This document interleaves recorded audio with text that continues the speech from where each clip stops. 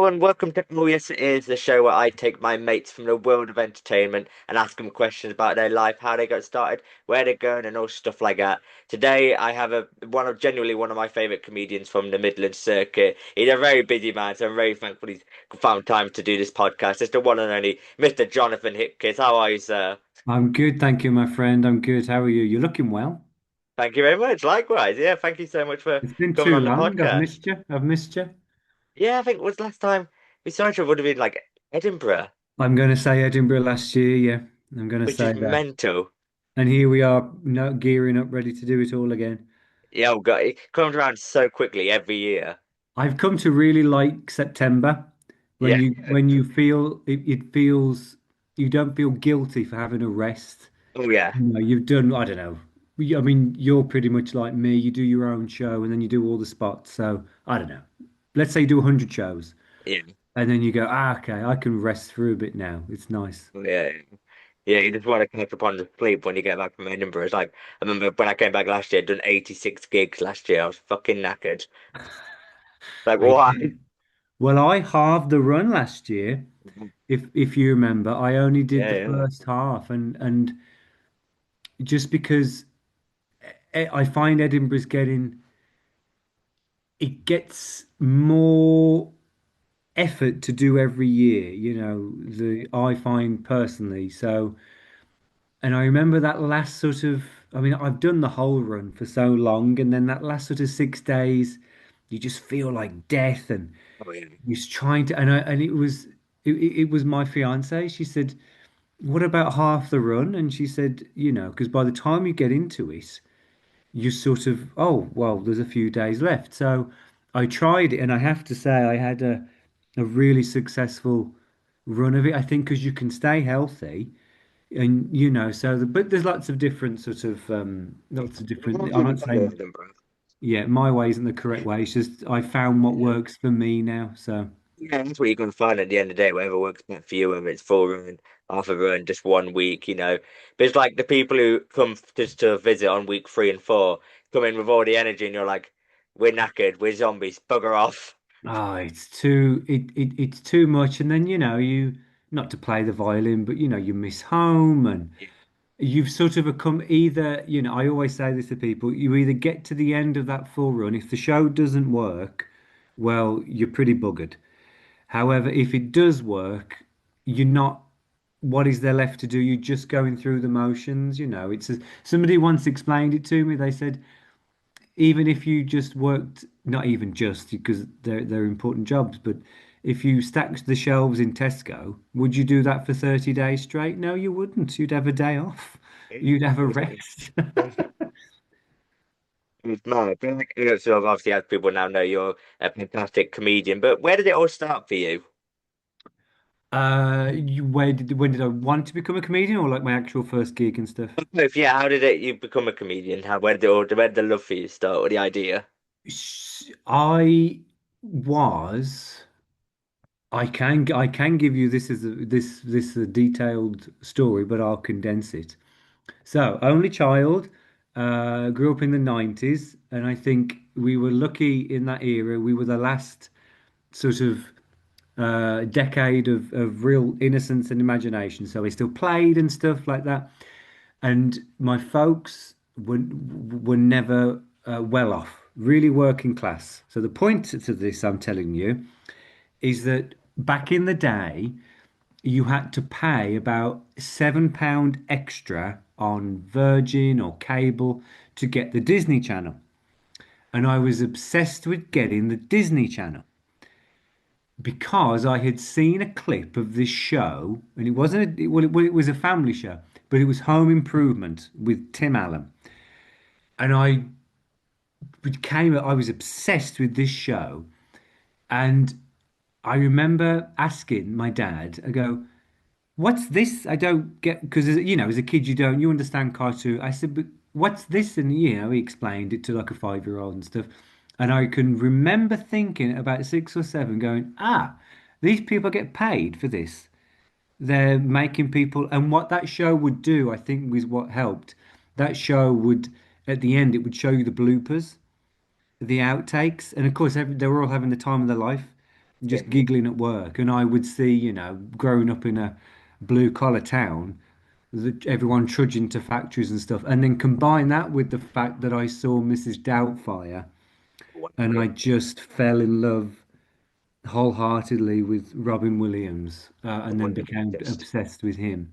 So I always knew, really, I had no interest in anything else. I was an average student. I didn't really get, but there was one thing I could do, not necessarily at primary school, because I think every kid is funny. It's not these people that go, "Oh my God, I had them on the floor when I was 6." I go, That's, "No, you didn't." Because all kids are funny. They're all, yeah. So, but it was then, but then at secondary school, I didn't really fit into. But what I found was I could mimic the teachers, or I would do bits. So I would just, while everyone else was sort of doing whatever teenagers do, the internet had taken off, and I was just obsessing over old clips of comedies and either comedians on talk shows, and I would then reenact the bits. No one else had seen them. These were bits from like the 70s. They ain't got a clue, but and I would do the voices and stuff. So that's how I knew. And then I didn't really do. I did, sort of did college a little bit, but I was just biding my time. And then I did my first gig March the 19th, 2011, at the Hollybush in Cradley Heath.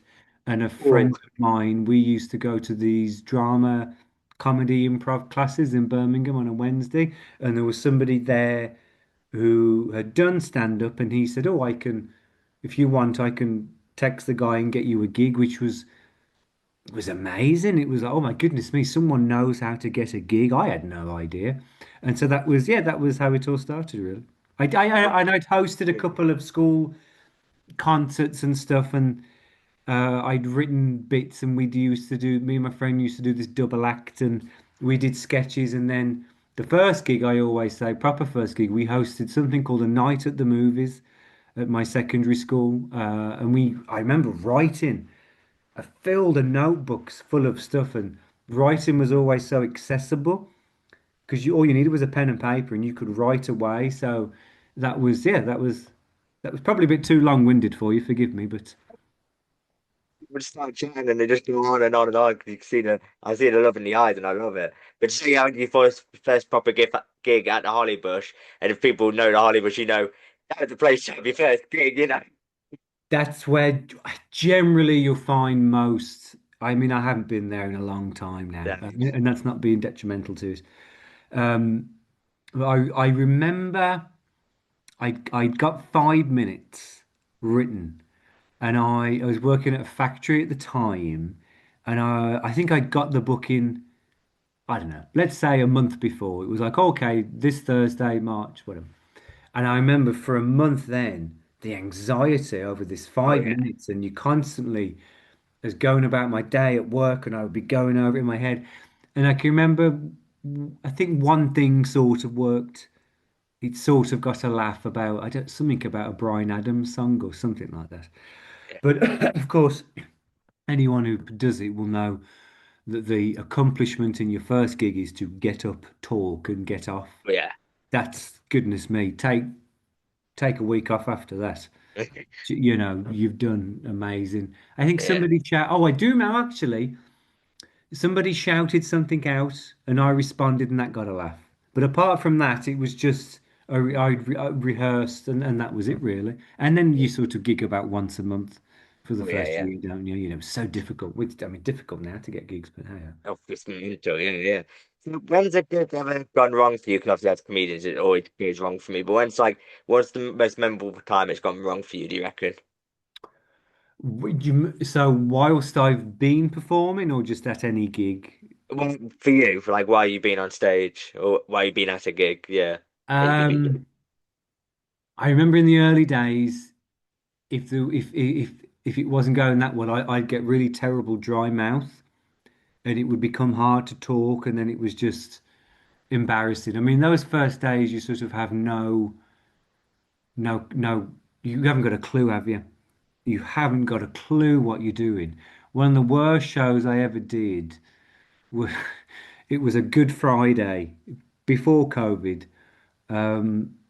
and it was a charity night. This is when I thought you had to say yes to every charity gig that was offered you, but you can say no. So it was a charity night raising money for the families of the victims of the Birmingham 21 uh, attacks that had taken place. Ah, forgive me, but I think it was the early 90s, the IRA. Either, yeah. They bombed a pub in Birmingham and it killed 21 people. So I was opening, and I hadn't really, in some terrible admin days, you used to go, oh yeah, sure. So I got there, and there's no MC. There'll be no MC. There's no MC books. And the person who had organised it, they were all there. To be fair, it was quite full. It was quite full. It was a Good Friday, and she said, if it's okay, I'm just going to go on, say a few words, and bring you on. Yeah, sure, no problem at all. So she went on it and she read out the names of the victims who had died, and everybody starts crying. And then she went, and so I don't know, she read out the last name and then went, "Hmm. And now John Hipkiss." And it came on to, it was just horrific. And I That's stumbled brilliant. and I could feel myself floundering already. Uh, I said something along the lines, "Oh my God, this is gonna bomb." And only then once I thought, "Oh Jesus, what am I doing here?" So it was one of those great shows where I think you do 20 minutes in about eight, and then you get off and go. The one recently, I was due to perform the touring show, the Star Wars show in Glasgow, next door to the fire. And I was on. I'd sound checked and done everything. I had no idea. I'd got there early and stuff, and then the police, "Hey, the building's on fire, man. You have to go." So the where that fire was that you saw, we were two doors down. It was horrific. Shit. Oh, what a waste of a journey that was. What a waste. There's some. Oh God, there's a lot in your early days. I did that Trib Fest, that tribute festival where they have all the and people think, it's what gets me sometimes. People just go, well, and we'll have comedy as well. That'll be fine. And you go, why would no one's there for? But I remember our names were on t-shirts. So even though we all had a terrible gig, no one was listening. We all went to buy the £10 t-shirt because our name was on. How many gigs do you do with your name on a t-shirt? Oh, it's amazing. We were on there with like, instead of Queen, it was Queens, or instead of AC/DC, it was DCDA, or what, I don't know, something like that. It was good. Good thing, yeah. It was good fun. It was good fun. Yeah. Then like going to the opposite of that, what's been like one of the best gigs you've ever done, the ones that you really remember and stay with you? Um, the first thing that came into my mind, so it's the one I said, oh, please don't think there's any ego when I say this. Okay. I'm a terrible advocate for myself. My fiance says this. She came with me to the show, to the touring show, big show, and it was Hornchurch. It was a great show, packed, sold out, 130 seater, and it was just how you want a show to go. From the second I was on, they were on it. The show runs about 75 minutes. I'd gone into nearly an hour and a half. Anyway, came off and she went, "Oh, you should. Are you?" And she didn't mean. She just was just. She said, "Oh, are you going to go back out there and talk to them?" I go, "I don't. I don't need them to tell me it was a good show. I know it was a good show. I don't need them to go, oh, that because I can. We can tell. I Yeah. know if I've done my job because they've laughed. If they haven't, then I go, okay, that was not good. I don't. So anyway, on that point, it was a show in Birmingham, and just done my set. I think I'd thrown some new bits in there, and I had recently stopped. I'd recently gone clean with my act, so no swearing and no sort of willy jokes. Not that I'm a prude, but I just noticed that there was a lot of the same. And I watched the crowd this one time, and I thought, I think they're ready for not a willy joke, and and I was a lazy swearer. So what that did was it forced you to get creative with your ideas, really silly ideas. So I did this set, great set, happy days. And then as I was leaving, this guy came up to me and he said, "Oh, thank you. He said, that was a great show, fun to watch. Thanks very much." I said, "That's okay." And then he paused, and I could tell he wanted to say a bit more. And he said, so it's been a few years, so I am paraphrasing slightly, but he said something along the lines of, "This is the first time I've been out of the house in 6 months. I tried to commit suicide. I've been depressed, and this was the first time I've laughed Wow. in all that Yeah. time." He said, "Oh, thank you for reminding me that I can laugh." And I tell you that, can't goodness me, like Bloody hell, yeah. that kept me going for months and months and months. I'd never I feel terrible that I can't remember his name now, but Yeah. something like that, Oh you yeah, know. someone like that stays with you, yeah, And absolutely. all it just reminded you, oh, okay, because it's hard work in this industry, as you know, my friend. Yeah. When you have somebody say something like that, and it wasn't a particularly grand show. It's not like it No, was a slightly like a 500 seater. I think it held about 50 or something like that. But it was just, ah, okay, it is worthwhile. yeah. It is worthwhile with the trying. And then there's one other. Have you ever made anybody? It's going to sound really. I did a show in Edinburgh, and a lady had to leave, and I thought, oh, I don't think I've said anything untoward. And then but she, after we'd all finished, she was outside. I said, "Oh, hello," and she said, "Oh, I'm sorry I had to go, but I had weed myself. You made me wee myself." Um, so sadistically, it's a nice. You go, "Oh, good," and it's not. I'm Everybody not can saying get. this for ego. I'm not going, "Yes, look how fun." Yeah. Whenever you have a compliment like that, you go, "Oh, I'm glad I was able to ease the burden of your day," because life's tricky. That's Oh God, all we yeah. are. That's all we are is service Yeah. providers. I mean, you'll know this in all the entertainment forms you do. You're providing an entertainment for people, and I need that as much as anybody else. Oh I God, yeah. recently Yeah. I saw. I mean, really, forgive me for going off topic, but I saw that Project Hail Mary a couple of weeks back. What a film. Yeah. What? Oh wow. It's as Yeah. close to as perfect filmmaking as modern films can get. And it did Oh its wow. job. Yeah. I forgot all my stresses of the day whilst I was watching the films. That's all we do. That's all we do. It's like if that happens and you make someone else feel that way, yeah, it's Mm. amazing. And I want to touch on briefly on another gig you did in Edinburgh, not last year, year before, I believe. It was the Robin Williams tribute show, which was absolutely beautiful. It was Oh, amazing. Yeah, that I think that's got to surely that one's got to be up there for you, just doing that show. yeah, it was special that it had been 10 years since he passed away, and I kept checking the Fringe website every couple of weeks or so leading up. I thought, oh, there'll be something for Robin Williams. The world's biggest arts festival won't let this pass. And there was not a drop, not a sausage in any. And I was offended by. I was really offended. I was like, to me, he's just every. I don't. This could be a whole other podcast if you, but I just fell in love with him. I have no He's amazing. qualms in saying that he was the first person I fell in love with. I'm still in love with him. He makes me feel less. Saturday afternoon, my fiance wasn't feeling too well. She went for a little lie down. I had a couple of hours to myself, so I watched some old clips of Robin, and he just makes me feel. I'm still laughing out loud. Anyway, so it got to about June, and I thought, wow, they're not doing anything.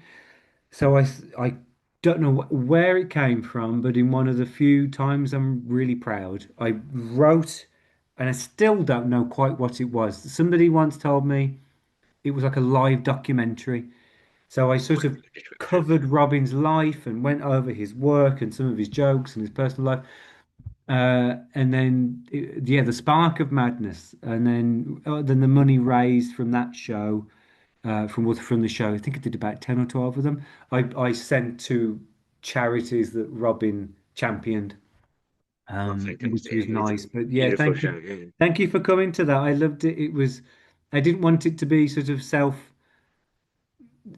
about. It was about Robin really and remembering Yeah. him.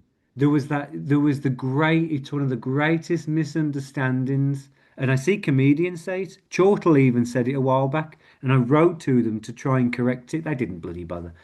It was, it was Robin committed suicide, and there were rumors of money trouble. He had Lewy body dementia, which is what he had, which completely warps all sense of reality. And I believe in a moment of lucidity that Robin Williams had stopped being Robin Williams, and he knew that. He knew he'd lost it. So that was that. But yeah, anyway. Yeah. So obviously we touched on Robin Williams as being one of your inspirations. Who else are your inspirations, and have they changed as you've grown and got in further into your career, or have they stayed the same? Yeah, sure. Tim Allen was always and he's still. I think he's a really. I mean, he's a Brit. I've been lucky enough to see him live. People only know him Wow. really as Buzz Lightyear and Santa Yeah, Claus. But I mean, that show, Home Improvement, to me is the best TV sitcom. yeah, Really, really strong. I think he's a great, likable performer. Um, really intellectual guy, and I've been lucky enough to meet him as well, and he was great. And oh, then, of course, wow. being a child of the '90s, it was Jim Carrey. Yeah, This he ruled, didn't he? Really. oh, yeah, We had Dumb and Dumber and Liar Liar, the perfect age for that physicality. So those three, Robin will always be top. But and then as you get older and you really start going into comedy, um, I- John Mulaney sticks out. Norm Macdonald, I think, who is quintessentially the comedian's comedian. yeah, Another one gone far too soon, but you could endless amounts of time watching Norm Macdonald and so original. I've seen Bill Burr a couple of times. Again, Jerry Seinfeld is an obvious one, but there's a reason why he's an obvious one, that sort of master of writing. And then I was also, this has just come to me because those are all American comedians. In terms of British, I'm not really, for, you know, forgive me, but I don't really watch many British comedians. Um, stand up has got such an American rock and roll swagger to it. But there's a couple of, bits and pieces I've seen.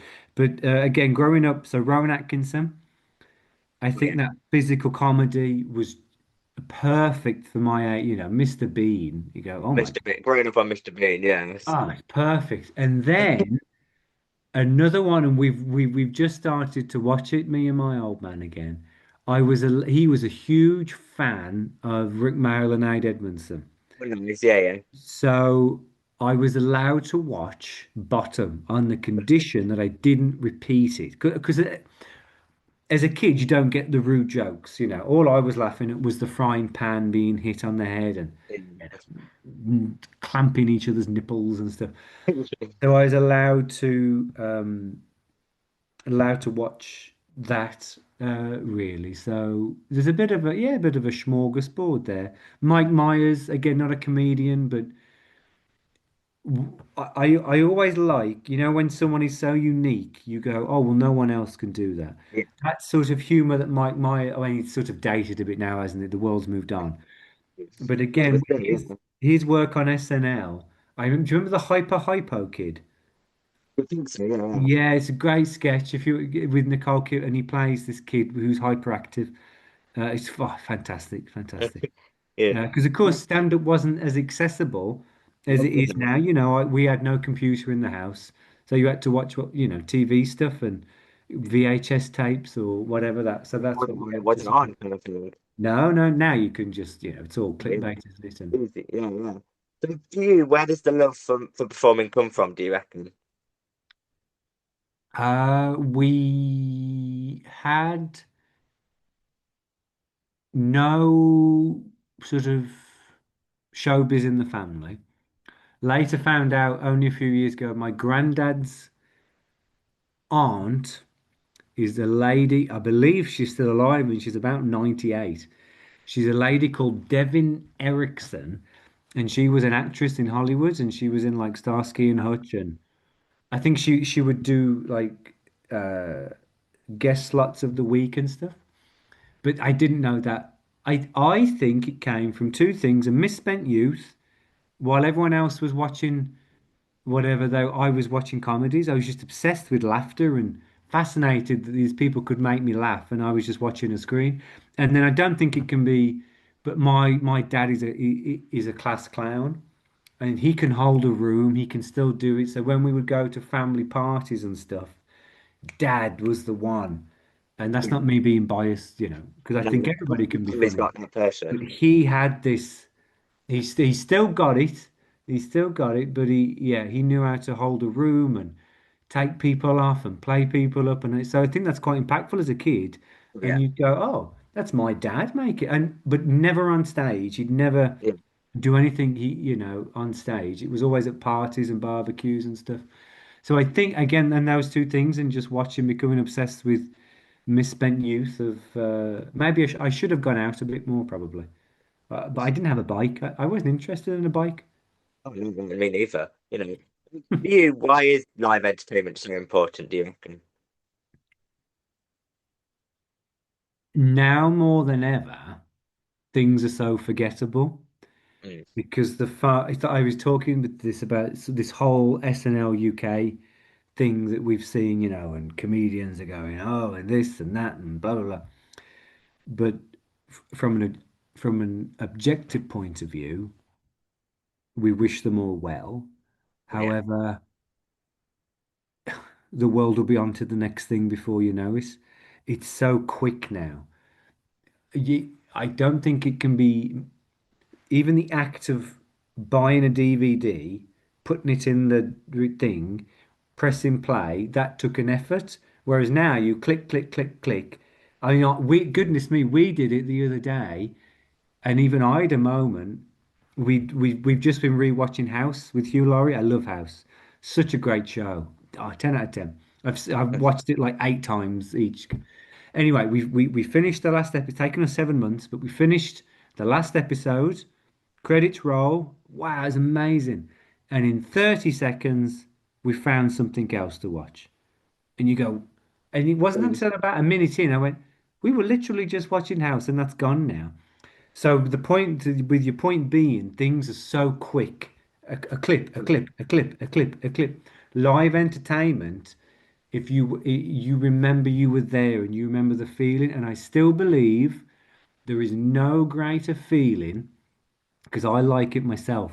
If you go to a concert or a gig, the best feeling is when the lights go down and there's that 5 or 6 seconds before the band come on or before the comedian. There's that you get the oh, oh, it started, it started. You can't replicate that. Um, and people still. Sure, it's easier to stop in and stuff, but tickets are expensive, and but people still like live, but it has to be an event now. You No, you it is. can't just stick on any old thing, and it has to be unique. It has to be an event, an extravaganza, so to speak. Yeah, no, no, I love that. It's amazing. All the gigs and venues you've done over the years, do you have a dream gig you want to do or a dream venue you'd love to perform in? Oof, that's a very, very good question. Um, if we're going for, yeah, let the dream, get carried away for a bit. The Gaelgood Theatre in London is just off Shaftesbury Avenue. It's where I saw Robin Williams live. Nice, I yeah. saw him perform there, and it's a gorgeous. It's just the right. Because have you watched comedy in arenas? Have you seen anybody in an arena? Not Marina, no, well, there's like place was called the arena, but it wasn't a massive one. I've seen like John Bishop and Russell Howard in like a massive velodrome. Yeah, How not was like it? a oh beautiful. Yeah, yeah, it was really good. Like we had seats near the front, so it was really easy. Obviously I Okay. played the table card. Yeah, I saw a couple of years back. I saw Chris Rockin at the Birmingham Arena, Oh yeah, and I mean, it was a fine show. yeah. Was good, but arenas, and I sort of sat there going, arenas just don't work for me. I don't. Mm. By the time the sort of joke gets to you, the laughter's rippled out, and Yeah. whereas theatres, and there's some gorgeous. I mean, if you, I would love to be able to play I mean, the Hippodrome, Birmingham Oh yeah. Hippodrome is a Yeah, it's a gorgeous. beautiful theatre. And I mean, there's a couple of theatres on this tour, on this Star Wars show tour, that are ones that I had long thought, oh, I'll never get to play there. But, I am being able to. And then, that's a really good question. I just think, yeah, some gorgeous theatres, really, that they don't have to be. I'd rather sort of, I don't know. I mean, it's just me going as if I could sell out an arena. I don't want to do an arena. Oh my God.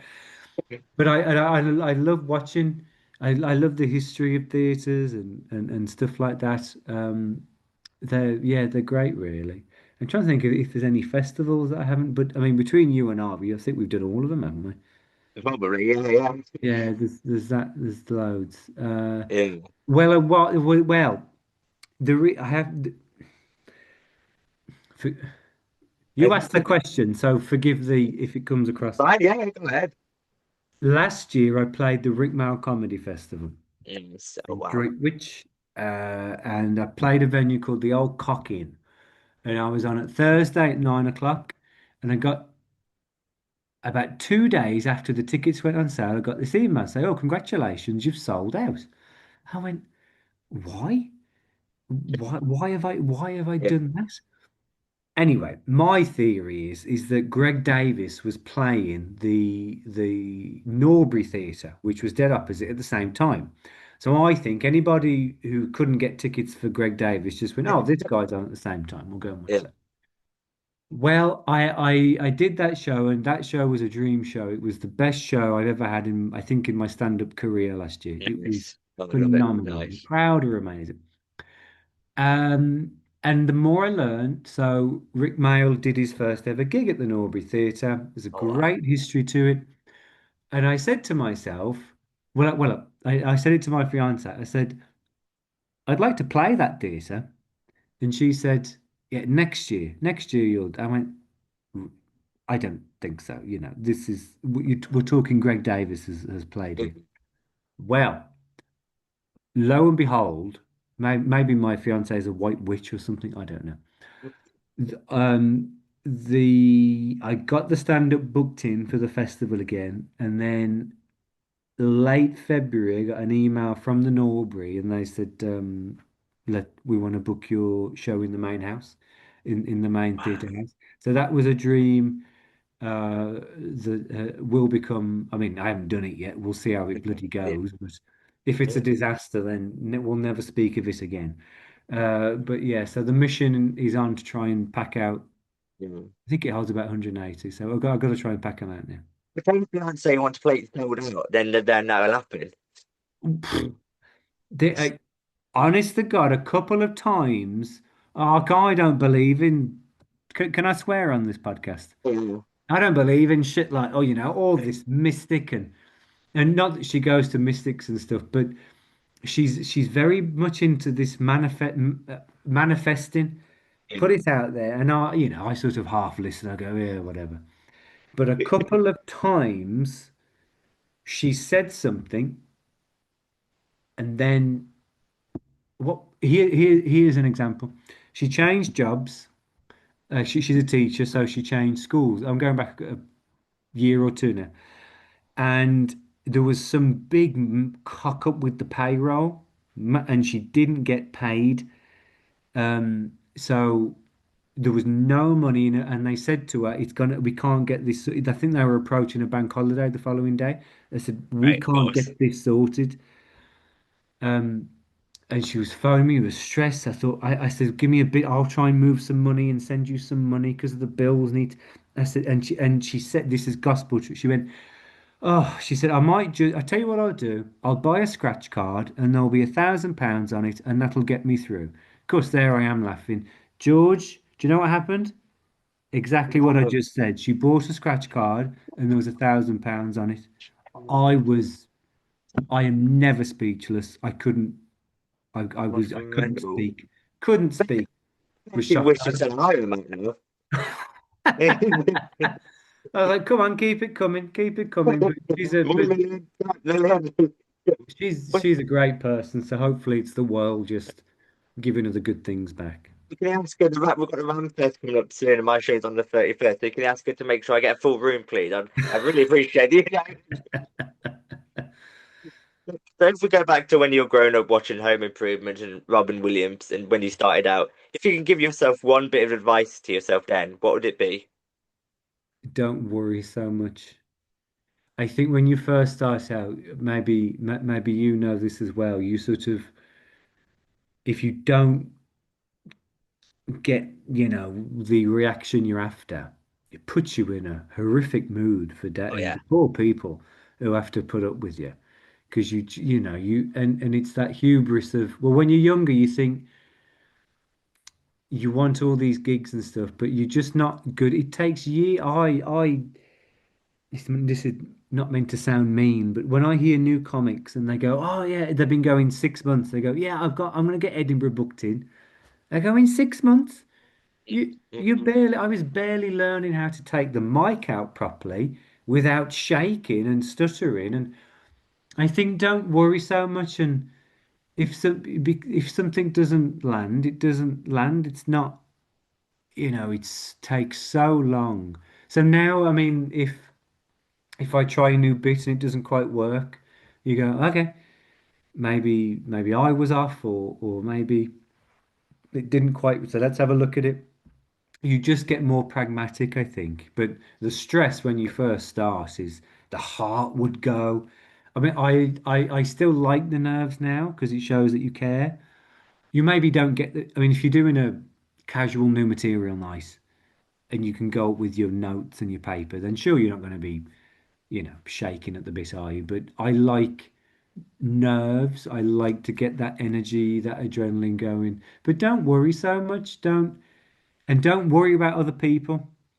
Because when I you're would, hot, you're hot. When you're not, you're not. And even though someone may have just been booked to support, I don't know, whatever, McIntyre now, no, well, you better have the next gig booked in because you can't live off that money and they'll be playing. You can only focus on yourself. And I've got better at that. But I think most people would say that. yeah, no, I like that. No, I really do. Yeah. What's next coming up for you after we've mentioned the tour? We've hinted at it a bit. So do you want to tell us more about the tour? Obviously, you've got a few more dates for that. Yeah, that's very kind of you, my friend. It's a Star Okay. Wars improv show, the one man made up movie, which I will give you the really condensed version about how that came about. You're all you yeah, how long have you done Edinburgh now? How many years?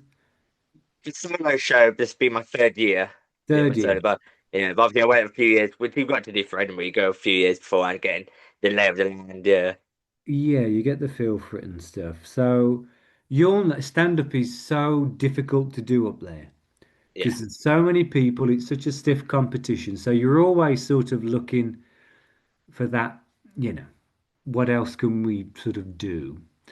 Um, anyway, couldn't have. So the long saga short, in 2023, November 2023, I booked onto an alternative comedy night.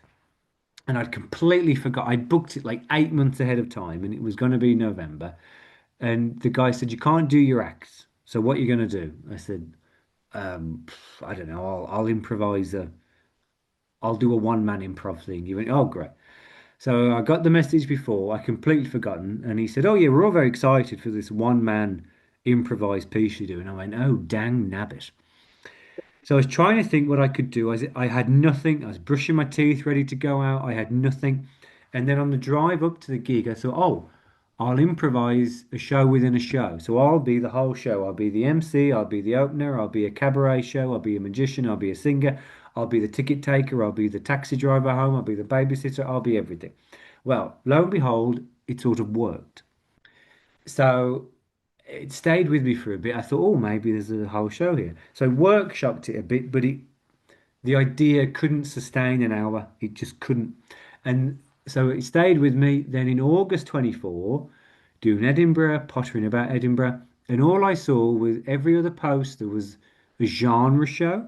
So it was like stand up, then it was improvised Harry Potter stand up, then it was one man Friends show, told as Gunther. Then it was Lord of the Rings comedy. Then it was whatever. And I Amazing thought, moustaches, yeah. oh, I stood like a madman in Edinburgh going, oh, you know what this world needs is a one-man improvised Star Wars show, said nobody ever. Well, the idea stuck with me, and I workshopped it a little bit, and then I booked it in at Edinburgh for the run, the same for the whatever 12 days last year. The night before, I was having panic attacks. I didn't sleep because I just thought, what on earth are you doing? Got to the show, and so the pitch is basically this. I do like 10 minutes of stand up, warm them up, and whatever. And then I'm all the trailers, I'm all the adverts before the film. And then whatever film they want to see, Star Wars episode, whatever, 78, blah, blah, blah, I just do that by myself. And I'm all the ships, or the characters, or the music, or the props, or the everything. And I give the crowd, um, I thought the only good idea I had was I thought that's a long time to do it for an hour by yourself. There's no one to play with. So I made the audience a second player. So I give them little tickets and I go, right, at any point we can change genre. Do it as a horror, do it as a musical. Do it in German, now do it in French. Then there's like, cinema disruption. Stop. There's cinema disruption. Stop. So anyway, it went again, I'm not my it went really well. It was for an Edinburgh show, and then after 2 days, then every show was full. So two theatres got in touch and they said, "Oh, we'd like to book the show." And it was one in Newcastle and one in wherever. And I went, "Oh, this is very nice. It's very lovely." And again, my fiance, being the big supporter and pusher of me that she is, she went, "You should just do a tour of this." I went, "Do you have any idea how difficult a tour?" I said, I'm not a producer. I don't know.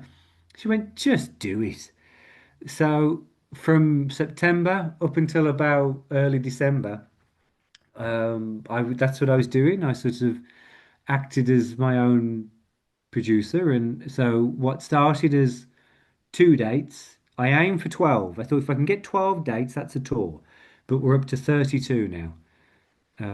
30 different theatres and festivals and comedy clubs and stuff like that. And so, yeah, and as we talk tomorrow I'm doing two shows in Nottingham. So, and plus I build it for families as well because I don't swear or I keep it clean. I think it would be weird. Like there's been plenty of jokes like Family Guy have done enough jokes like Yeah. adult Star Wars jokes and stuff like that. And so some of the best shows are where, an adult has suggested something a bit more on the edge, and then the fun is trying to watch me get out of it because there's kids in the show and stuff like that. So yeah, that's sort of running in conjunction with the gigs and the stand-ups. That runs September 23rd is the last date down in London, and then we will Yeah. finish that and put that to bed. Been- yeah. So, finally, where can people find you? Where can they find the Star Wars show and yourself online? So if you just type in John Hipkiss, JonHipkiss, John Hipkiss Comedy, it'll come up with my Linktree website. Or if you want to specifically look for the Star Wars show, just type in a Star Wars improv show, the one man made up movie. Follow me on Instagram, John_Hipkiss. And then come on out. Yeah. I, I say this now, George. I say with the way that it's all going, with my stand up as well. There's no theme, there's no politics, there's no agenda, there's no preaching. It's just jokes. Yeah. No, absolutely. I don't know whether you've had this, but in Edinburgh, it's happened to me twice, and both times it was a middle-aged, exasperated man. And I remember what he came down the stairs, and his wife had dragged him to all these fringe shows. Yeah. And two different men, they went, "What's the theme of the show?" I go, "This show? what my comedy? He went, yeah, what's the theme? I go, there's no theme. I Yeah. go, do a bit about this, do a bit of. He went, oh, thank God, because I've just watched an hour on this woman's uterus, and I go, good God. So, because that's what. Have you noticed Oh, that yeah. Edinburgh has really become, and it's slowly, I don't know. The day Daddy walked out on me, and it's an hour on. Yeah, yeah, it's very specific and precise. It's like, yeah, people always get, what's the show about? It's like, where's my life? I just tell you about my life. I've got dwarfism. There you go.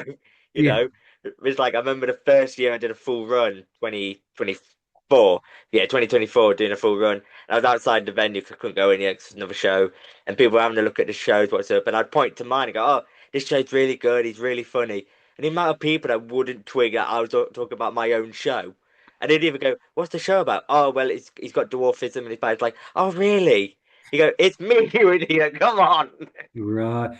How are you? Do you, Joe? I wanted to ask you that. After Panto season, do you always have a good rest?